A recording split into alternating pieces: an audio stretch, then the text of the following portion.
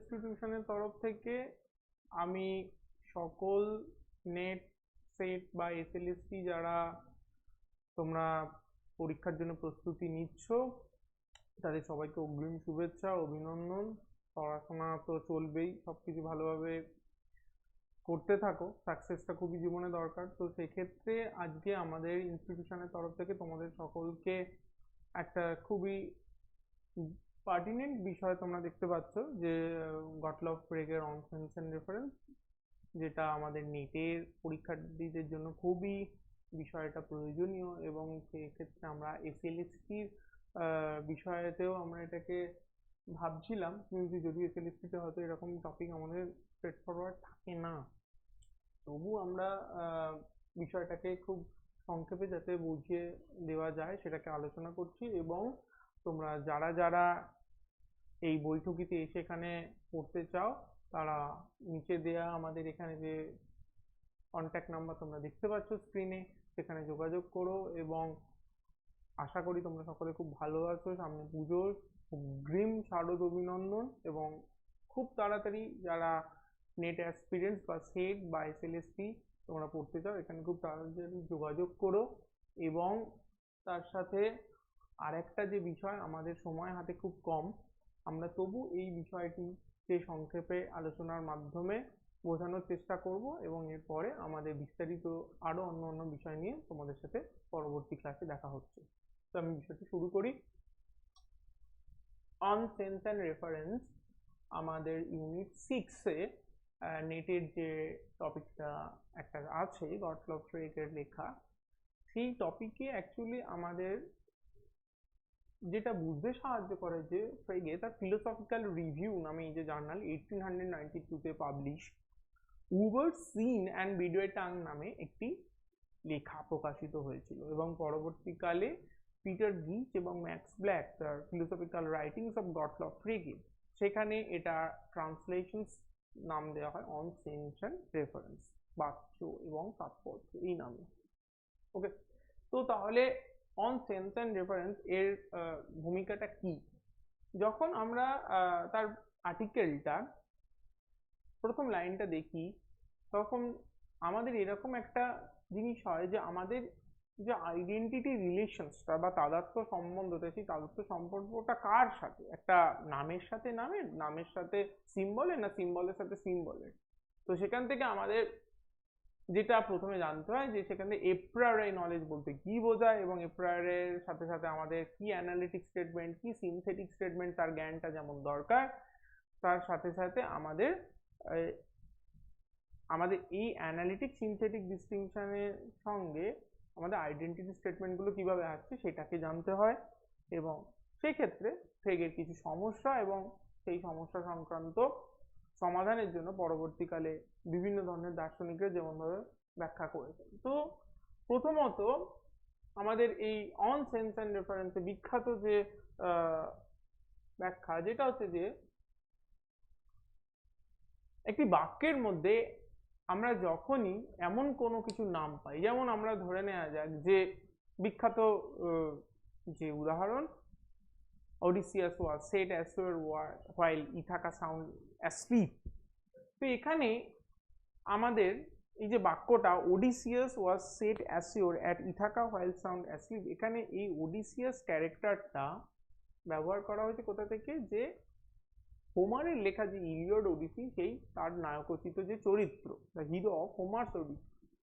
কিন্তু আমরা যদি তথাকথিত বাক্যের দিকে তাকিয়ে তার ব্যাখ্যা করতে চাই, তাহলে আমরা যেটা কি দেখতে পাবো যে ওডিসিয়াস নামে কোনো চরিত্র এক্সিস্ট করে না, মানে তার রেফারেন্স নেই। কিন্তু তবু বাক্যটা যে মিনিংলেস এটা নয়, তার সেন্সটা আছে, এবং সেন্সটা থাকার কারণে সেই বাক্যটা অর্থপূর্ণও বটে। এবং যেহেতু সেই বাক্যটা অর্থপূর্ণ, তাহলে বাক্যের ক্ষেত্রে শুধুমাত্র রেফারেন্স থাকলেই যে একটা বাক্য অর্থপূর্ণ হবে এমনটা নয়। রেফারেন্স যতটা ইম্পর্টেন্ট একটা বাক্যের জন্য, সেন্সও ততটাই ইম্পর্টেন্ট। তাই সেইটা ব্যাখ্যা করার জন্য ফ্রেগে প্রথম কি করলেন যে তার একটা প্রবলেম যেটাতে বিয়ার্ডারলেস নেমস,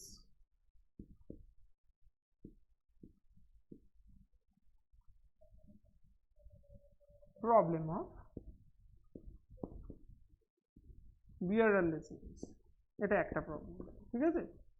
বিয়ারলেসনেস, বিয়ারের কারা মানে বিয়ারের অর্থে যে একটা নাম আমি যেটা ব্যবহার করলাম সেই নামে বিয়ারেরটা কারা, ঠিক যেহেতু নেই তাহলে তবু আমার বাক্যের ট্রুথ ভ্যালুটা কি হচ্ছে, ফলস হচ্ছে না, ট্রু হচ্ছে। তাহলে সেটা আমার একটা দেখানো গেল যে রেফারেন্স ছাড়া সেন্স থাকলেও একটা বাক্যের অর্থ পরিপূর্ণ হয়। নেক্সট অপশানে কি এলো, problem of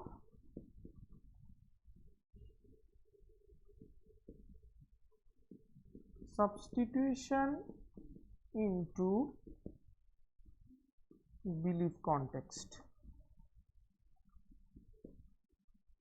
problem of substitution into believe context, এটা এমন একটা কনসেপ্ট মানে যেটা আমাদেরকে এমন একটা মানদণ্ড বুঝতে শেখায় যে একই বাক্যের অন্তর্গত একটা টার্মের যদি দুটো সিনোনিম থাকে, মানে মানে আমি একটা সিনোনিম আছে আমি সেরকম যে একই অর্থযুক্ত পদকে বাক্যে একটা জায়গায় সাবস্টিটিউট করলাম তার কোরেফারেন্সিয়াল নেম দিয়ে একই, এবং তার ফলেও বাক্যের ট্রুথ ভ্যালু একই থাকে, আলাদা হয় না। যেরকম যখন আমি বলি যে রবীন্দ্রনাথ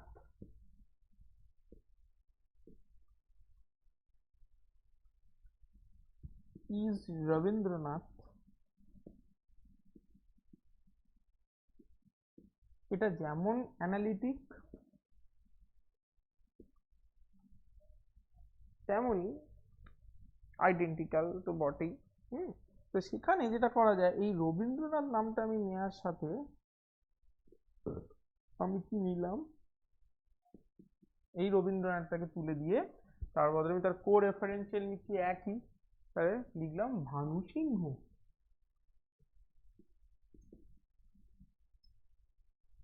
ঠিক আছে, রবীন্দ্রনাথ ইজ ভানু সিংহ যখন আমি বলছি তখন আমার কি হচ্ছে, যেহেতু কো রেফারেন্সিয়াল নেম তাই তাদের ট্রুথ ভ্যালু একই থাকে, ট্রুথ ভ্যালু চেঞ্জ হয় না। এই প্রিন্সিপালসটা কি হয় আমাদের লাইবনিজ প্রিন্সিপালস অফ সালভা ভেরিটাটে, ঠিক আছে। তাই একটা কনটেক্সটে আমি ধরে নিই যে ইফ সাম মানে ধরে নিলাম person speak knowledge about that Rabindranath Tagore is true but he has no new knowledge about that Rabindranath is Bhanu Singha, তাহলে তার ক্ষেত্রে এই স্টেটমেন্টটা ট্রু হলে এটা ফলস হচ্ছে। কিন্তু আপাত দৃষ্টিতে লাইবনিজের প্রিন্সিপালস অনুযায়ী প্রিন্সিপালস অফ ইউনিভার্সাল সালভা ভেরিটাটে যদি আমি অ্যাপ্লাই করি এটা যা ভ্যালু এটারও সেম ভ্যালু, কারণ রবীন্দ্রনাথ এবং ভানু সিংহ একই ব্যক্তির দুটো নাম, একটা জায়গায় আমি সেখানে বসিয়ে দিলে সেটা একটা ট্রু হলে অপরটা ট্রুই হবে, ফলস হবে না। এটা একটা গেল একটা প্রবলেম। আর একটা আমাদের যেটা প্রবলেম, যে প্রবলেম অফ ইনফরমেটিভনেস। ওকে, এটা নিচে দেখা যাবে না, আমরা একটু উপরে লিখতে হবে।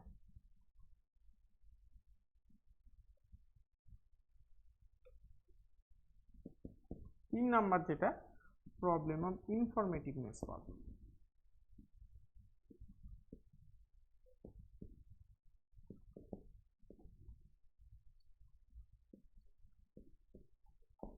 ইনফরমেটিভনেস প্রবলেম, এবার এই পাজলটা কি অ্যাকচুয়ালি প্রত্যেকের, হ্যাঁ ইনফরমেটিভনেস পাজল কি, এটাকে আমাকে জানতে গেলে যেটা করতে হবে,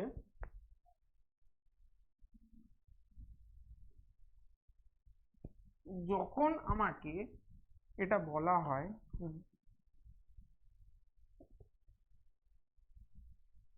মর্নিং স্টার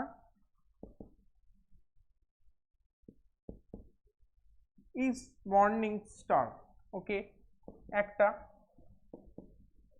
এটা একটা গেল morning star is morning star. যখন আমি বলছি তাহলে morning star is identical with morning star, কোনো প্রবলেম নেই। কিন্তু এই মর্নিং স্টারটাই পরবর্তীকালে যখন আমি এইটা বলি যে মর্নিং স্টার ইজ আইডেন্টিক্যাল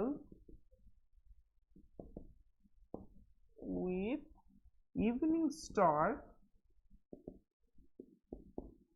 তখন আমার সমস্যাটা হয়, মেন সমস্যাটা এইখানে হয়। কেন? এটাতে তো বুঝতে অবশ্য কোনো প্রবলেম নেই, কিন্তু এই যে প্রবলেমটা হয় এইটা হচ্ছে পরবর্তীকালে একটা অ্যাস্ট্রোনমিক্যাল ডিসকভারির যে গ্যাপটা, নলেজ গ্যাপটা, এটা আমাদের যদি না থাকে তাহলে এটা ট্রু হলেও এটা ফলস বলি, কিন্তু এটাও this statement true as like before, মানে এটাও ট্রু এটাও true. Morning star is identical with evening star, মানে একটা আমার যে তারাটাকে আমি বলছি the star which is rise in the morning sky is the star which is also rise in the evening sky. শুধু তার আমার দিকটা, ঠিক আছে, যখন একটা আমি ইস্টার্ন স্কাইতে তাকে দেখছি আর একবার আমি তাকে কোথায় দেখছি, ওয়েস্টার্ন স্কাই। এই যে এবার এই যে ইনফরমেটিভনেস, এই যে সমস্যাটা, এইটা সমস্যাটাকে সমাধান করার এই যে প্রবলেমটা, morning star is identical with evening star, এই সমস্যাটাকে সমাধান করার জন্য উনি কি করলেন, উনি প্রবলেম অফ ইনফরমেটিভনেস পাজল তৈরি করলেন। ঠিক আছে, তো ইনফরমেটিভনেস পাজল তৈরি করার পর তিনি অ্যাকচুয়ালি কি করতে চাইলেন, যে রেফারেন্সটা আমার বাক্যের ক্ষেত্রে সমস্যা হচ্ছে না, আমার বাক্যের ক্ষেত্রে সমস্যাটা কি হচ্ছে, সেন্সটা, ঠিক আছে, সেন্সটার প্রবলেম হচ্ছে। তো এই সেন্সকে বোঝার জন্য তিনি যে কথাটা বললেন, প্রসঙ্গত আমাদের কাকে জানতে হয়, তারই ওপরে লেখা মাইকেল ডামেট বলে একজন philosopher, the Frege philosophy of language এই বইটির নাম। সেখানে খুব সুন্দরভাবে একটা ওয়ার্ড ইউজ করা হয়েছে, দ্য থট, এবং বিখ্যাত প্রবন্ধ আছে দ্য থটলজিক্যাল এনকোয়ারি। এইটা অ্যাকচুয়ালি হচ্ছে থট, এবং এই থটটা কি, this thought is not like different from each and every people but objective thought, মানে আমি যখন কোনোভাবেই সেটা সাবজেক্টিভ না, এর নেচারটা কি, এটা হচ্ছে অবজেক্টিভ। এবার অবজেক্টিভ যখন আমি বলছি তাহলে আমাদের প্রত্যেকেরই একটা কমন এগ্রিমেন্ট থাকে, ঠিক আছে, সাবজেক্টিভ হলে আমরা যেটা পাই না। এবার সেই অবজেক্টিভ এগ্রিমেন্টের মাধ্যমে আমরা সেই থটটাকে এস্টাবলিশ করতে পারি, এবং থটের জায়গা কি, thought exists in the third realm.